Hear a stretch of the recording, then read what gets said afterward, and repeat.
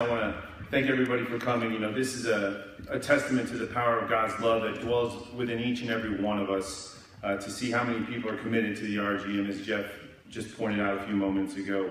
The cause that we have and the people that we support on a day in, day out basis, myself included, everybody here included as well. I want to send a blanket thank you to all the teachers, coaches, volunteers, staff, and RGM guys who bring it on an everyday basis to minister to others. As the Apostle Matthew wrote in his Gospel 5:16, in the same way, let your light shine before others, so that they may see your good works and give glory to your Father who is in heaven.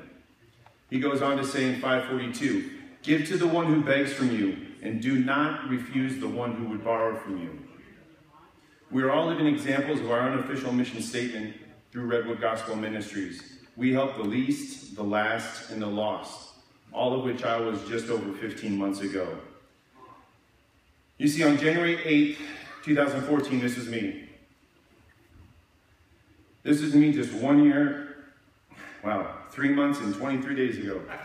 This is a picture of me. Look at that, right? Who is that guy? This is a picture of me at Memorial Hospital. I was in the ER after the detox place refused me because my blood alcohol was too high. In fact, it was 0.47. I don't remember much about that day, but I still remember the doctor coming to me and saying, quote, Mr. Robinson, I'd like to tell you a couple things. First of all, congratulations. Only 20% of the people who come into my hospital in your condition come out of here alive. So congratulations. Number two, whatever it is you have plans for, I suggest you go out and do it, because there's something bigger at work here. Now, who am I to argue with a doctor of medicine, right? They must know what's going on. So 3 days later, when I was in detox for the 15th time in my life, everything changed. I had a frank discussion with God, and I got honest with Him. More importantly, I got honest with myself. I said, God, take this, let's say this 2% that I'm reluctant to give to you, this Benedict Arnold that's been holding me back for all these years. Take this, because I can't take this anymore. But let me be honest here, God. This guy, this destruction, I want him to win. And for some reason, I'm afraid to give him up. But if you really is awesome and as powerful as people say you are, this will be no problem. So take it, please. And I don't know what God did, but He went like, and it was gone. And that day I became willing to do whatever God told me to do. And that was that.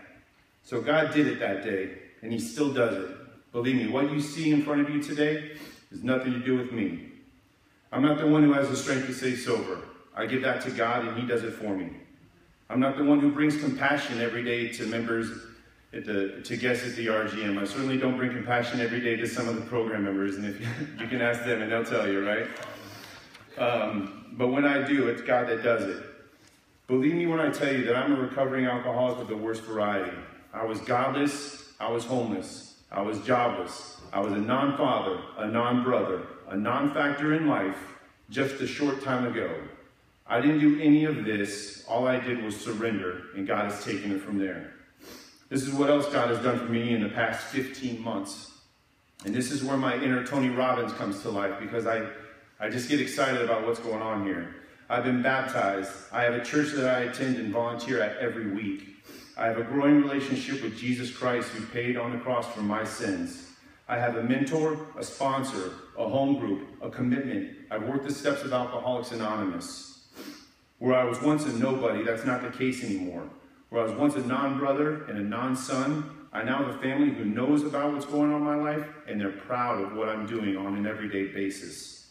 I'm an inspiration to my daughter, I just found out this past weekend.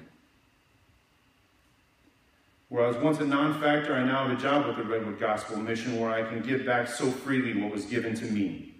I'm going to school right now to pursue a career in nursing. I have a plan for the future.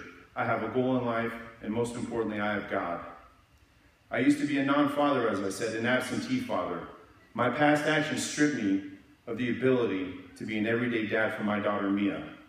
I'm still not able to be there every day with Mia, but thanks to the power and love of God in Christ, I can say without any doubt, I'm able to be there for her no matter what may happen.